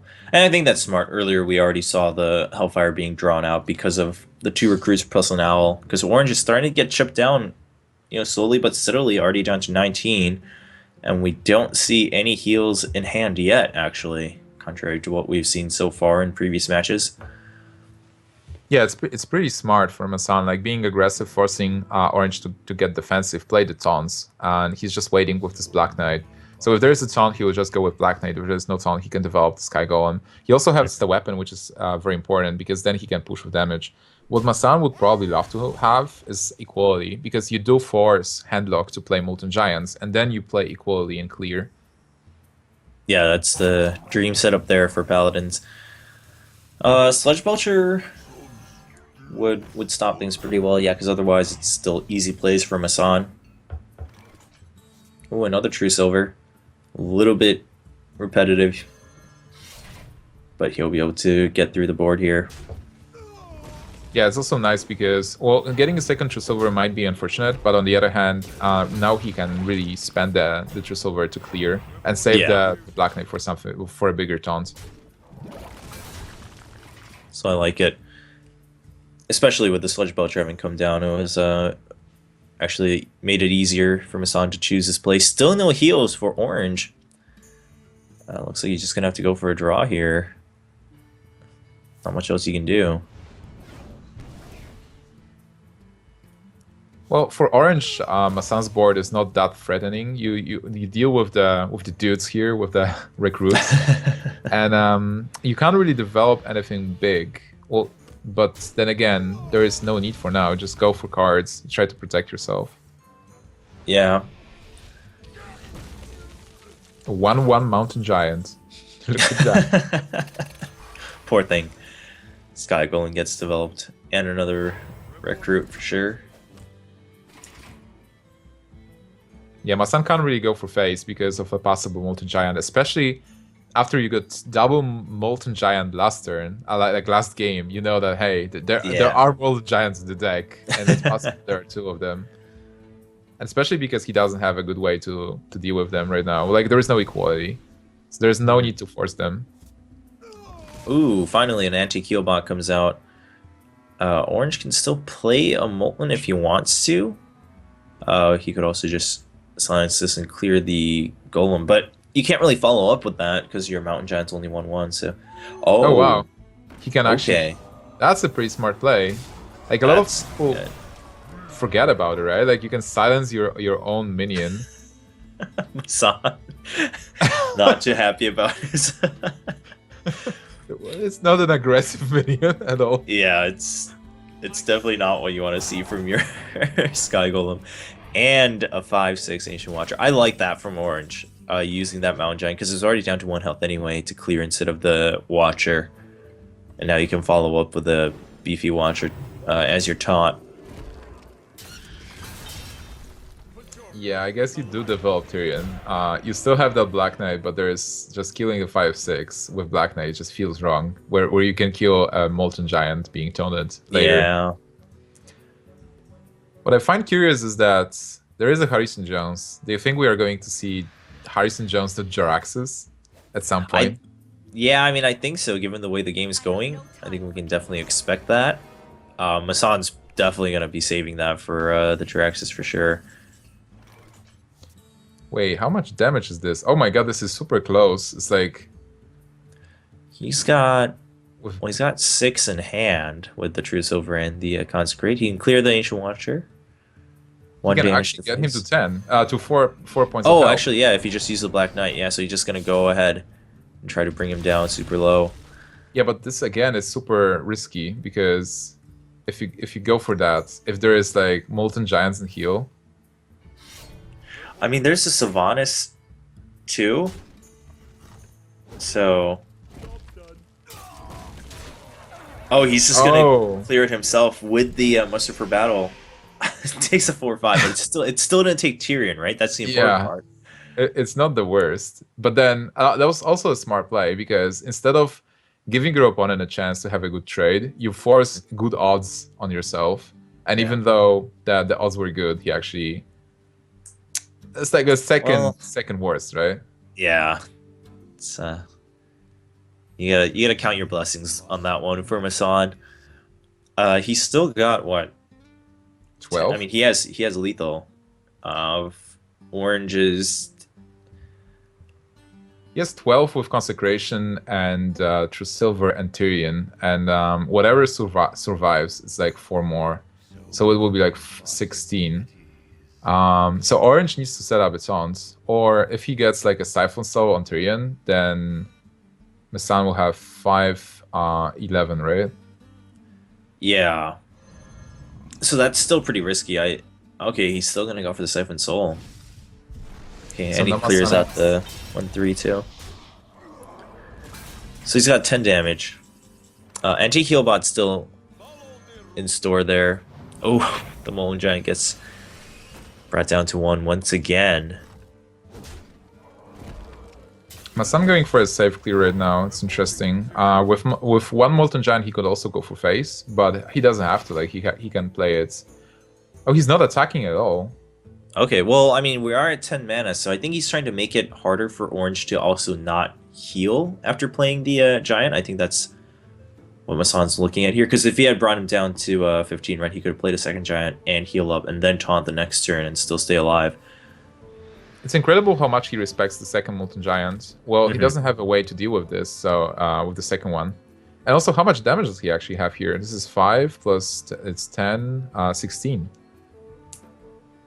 Yeah, so we're definitely gonna have to see the Giant, and then taunting both would be fine, right? Even if it's a 1/8, I mean, it's just dudes right now on the board, plus it's 8 health, so it'll be pretty beefy. I don't know how I feel about the Belcher instead. Like, Orange is, I think, pretty scared about removals against his Molten Giant, too. If there's a Quartermaster, I think it's lethal. Oh, but no. Yeah, there's no Quartermaster now. Well, so he can deal 2, 5, 8, 12. So he's 3 damage off.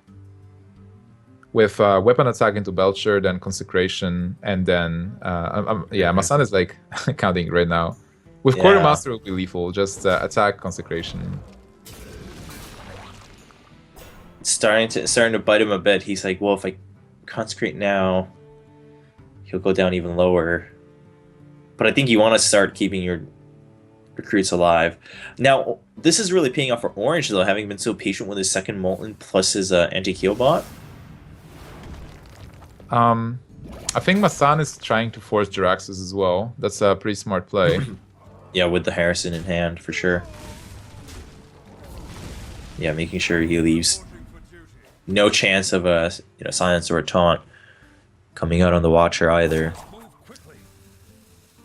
If you've brought him down that low, do you just attack at this point? Yeah, I think there's like no point in not attacking. Like, he's going to top anyway. Mm-hmm.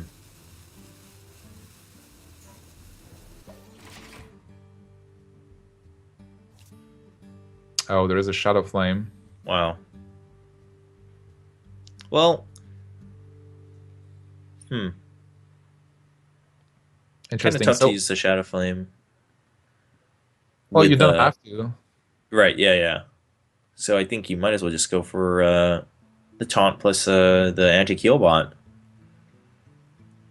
You know that definitely you want to play Molten Giant in its taunts and taunt it up, so you have like something to protect you from the weapon. The weapon is dealing 5 damage to you, and then you can go for heal bots, or you can go for Shadow Flame on it to free.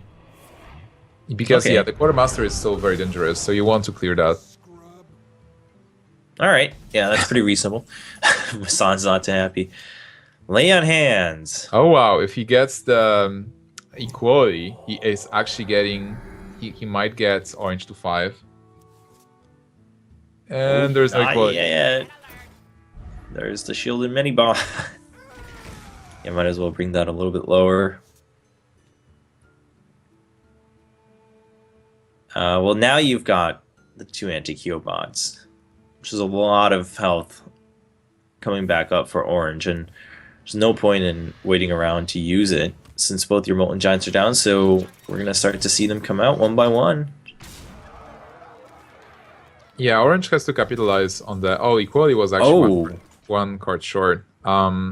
The problem that the orange is facing is that he doesn't have any big minions in his hand. He does have this Molten Giant, but he's going to lose it. So what he has is like removal cards and small conditional minions. And Massan still has a lot of health. 16 is pretty good without Warlock being able to burst. So it will all come down, I think, to Jaraxxus. And then Massan has this Harrison Jones ready for Jaraxxus. Yeah, Massan, no, the equality definitely going to be used here, and then the mini bot for the trade. But how do you want to go from there? What's the further direction? I mean, muster for battle, but you haven't seen all the removal, namely that Shadow Flame in hand for orange. Yeah, you can go with Piloted Sky Golem as Massan went here, because even if you get a Siphon Soul, you know that you will get a minion, like a 1/7 taunt. If he gets the same minion again, that would be so hilarious. That would not be so nice. The silence on the golem? Or, I mean, it's kind of tough to choose because you can't kill it. I mean, you can kill it with a Siphon Soul, I guess, but... Yeah, I think Tyrion, you know that Tyrion is out of the way, and there are not that many more targets to Siphon Soul. It's like, there is a possibility of Bolvar, but not really. People stop playing it. There is a chance for Ragnaros, but not really anyone plays Ragnaros in the Paladin deck. So I think that was definitely correct. Okay, well, yeah, this is tempting. Just gonna go for the, Oh, nice hit. Alright, yeah, that means definitely just a low Theb there. I think Massan should attack with... yeah, no? I was gonna say, because he's got the True Silver too, he's got the Muster for Battle also. And you've gotten rid of both Molten Giants. Yeah, it's not like you're gaining anything by keeping Handlock on 17. Massan knows that. And there is Lord Jaraxxus. Ooh. But you probably can't play Lord Jaraxxus here. You're staring at like, what, 10 points of damage? Yeah, you gotta go for the heal bot. And then... Oh man, I guess and then maybe even just the BGH, just to put something on board. The problem is like when you're looking at the recruits this far in the game, you have to count them as free minions. Like the chance of having a quartermaster is just so high right now. Pretty high. Like, so how much damage is there? Like you're staying at 6 plus 5, 11 plus 3 with Juggler. That's 14 points of damage. So if you play Jaraxxus, you're dead with like quartermaster. So yeah, that's tough. Okay, Giant plus the taunt instead of the heal bot. Alright.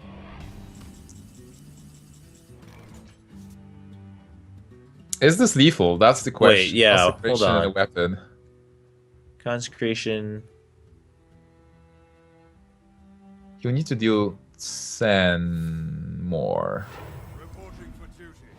I don't... math. I'm trying to look at all the different options here because I was wondering if you would go for the True Silver or, you know, if you would go with the Lotheb.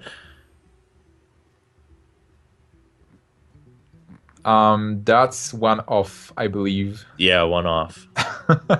This is crazy. Yeah, I had a feeling it wasn't going to be full lethal. Because you would have had to maximize the damage from Muster, which is what I was trying to calculate, but then he wouldn't have enough mana. So he just goes for the entire clear. Yeah, but still, he's in such a good shape right now. You still can't play Jaraxxus. If you play Jaraxxus, you just hope there is no quartermaster. You do. I think you just play Twilight Drake and heal because. But like, how do you win from this point? This game is so you're close, playing right? You're playing from behind so much for orange, but yeah, you're already down to 10 health for Massan too. So Massan does need to worry a little bit. I mean, at that point, because Massan's already down to 10 health, do you just play Jaraxxus? Well, if you play Jaraxxus, what do you do? Like, you go face with it because you have to? Like, you hope there is no quartermaster? I think so. Well, we know that there's right also now. The Harrison. Yeah, there is a Harrison. So he's going to get a quartermaster if he plays one. Drawing 7 cards. Yeah. And then How many I think cards do they have left? You have to kill the dude, I think, because if there is a quartermaster, he's just dead. Yeah, so I guess you just kill the dude. Massan's pretty happy he's kept his Harrison. Oh, he's playing Coghammer too, okay. And Orange is like, oh my god, he knows it's over now. There's no way to recover from this. Massan is getting fatigue damage. Wow. Is he getting fatigue damage? No, not yet. I think, oh, he just had 7 cards left. So now he needs to finish him off, which he will next turn at all costs because he's got the Quartermaster, he's got so many minions on board. And 1 to last card for Orange. Wait, is wait. Dr. Boom last card? Did Oh, I think so. Yeah. I don't think he's played it yet this game rather. Can he? No, he can't. He can't clear it. Yeah, he can clear. Well, he can clear the Loath too, but yeah, he's still be down. He can play Infernal and then Shadow Flame Infernal and then kill the 3/5. So like with Infernal he can clear, but then how much mana is it? Like that's 6, 8. Yeah, he just has to spend all the cards. But then how do you win from that point? Like there's no way he don't have. You'd be at 4 health. And 1 card left. The Coghammer is not lethal. Yeah, but whoa. You know, if the last card is not I win card, then you probably lose. Yeah, so he's just accepting his fate. I think it would have been worth to see, though. I think it was banking on there not being. Well, he's not dead yet. Oh wait, yeah, he's still not dead. So we can see the last card. Wow, and he has the anti-kill bot. Oh wow. Wow, this game was actually crazy. To the last cards, like Warlock just spent, and the fact that he got Jiraxus late and Massan put him like Massan always putting him on the spot. Like you can't play Jiraxus because you just lose if you do that. He had to use all the Tongue Givers before. Massan just positioned himself perfectly to win the game, and now we're going to see the last card, which is Dr. Boom. It's not Dr. GG. It's GG for Massan. I like the Coghammer too, just to secure lethal with the Divine Shield and the taunt, and it went on the Shredder, so that was pretty good news. Even if there is a Doomsayer. Yeah, that's not a Doomsayer. Well, he's gonna be able to heal back up to 9, but what we have 1, 2, 4, 6.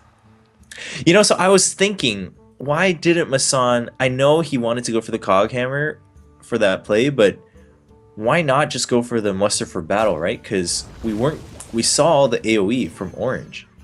Yeah. And he would have just had lethal with the Quartermaster the next turn.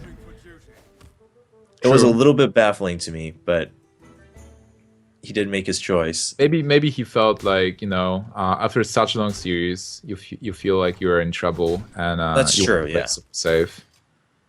Yeah, and especially from the player perspective, it's a little bit different, and you know, there's more nerves and whatnot going through, and we've seen both sides the whole time, so it's a little bit easier for us to call. But yeah, also Massan is like a very secure player. He makes safe plays when possible, yeah. So he felt like he is threatened still. Yeah, and it's gonna be game here. Alright, so Orange showing the last cards. Well, I have to say that was a sick run by Orange anyway. Like, definitely kudos to both players. And absolutely. Just amazing match, and no sweep this time, Chobra, so we went to the final 7. We saw all cards in their last decks. I mean, couldn't have asked for a better finish from a production standpoint, but that means the win goes to Massan. Wow, what a run by both players, really. Lots of good plays, lots of kind of tense moments on both ends. Thanks mostly because Massan was playing Warrior, and so you were always going to go down to the wire with that one, but yeah, we saw Massan come back with a 3-win streak from his Warrior, so that was pretty fun to watch. And nice to see Handlock, though, pulling through once again. Nice to see it's still around, still going strong. So that's a 4-3 win for Massan, and that wraps the game portions for Deck Wars. Let's review our results so far. We can look at all the winners that will be feeding into the final tournament for Deck Wars. Early on, we kicked it off with Firebat, And then, as you can see, all players on the left side are listed as winners for ease of viewing. We've had 2 sweeps so far, Caldi and Dice going for the 2 sweeps in a row the past 2 weeks. The Massan bringing back with a 4-3. Yeah, like mostly on average, we can say that players are going back and forth, which means that players are really well matched, and the meta game is healthy, and I think it's getting healthier and healthier after the Undertaker nerf. Today's series, I think, was really excited. We've seen some interesting decks, and even though Massan was playing like a Mage and tried to be super aggressive, I feel like this series was a really healthy mid-range control-ish pact with a lot of tough decisions. Like most of the time, players had a lot of cards in their hands. They had to make those tough decisions: what to do, what to play, in which order, how to spend their mana. So yeah, I definitely enjoy Hearthstone like that, and would like to watch more next week. Absolutely. Now, we're not quite done. Of course, we will get to speak with Massan, and we're actually just going to jump right into the tabletop after a short break, and that's where we get to talk to our winner, and then we'll also have them guide us through one of their decks with more specific, kind of detailed explanations on their deck, if it's going to be one of the more unique ones, why they built it, and also how it plays out, especially on ladder, because for our viewers, that's been kind of the qualm for a lot of viewers, is that tournaments are fun, but the decks don't always relate to ladder, so we'll get to see how the players go through that. So don't go anywhere. We'll be back after a short break with the tabletop with Massan, the winner of today's Deck Wars, winning 4-3 over Orange. We'll be back after this break.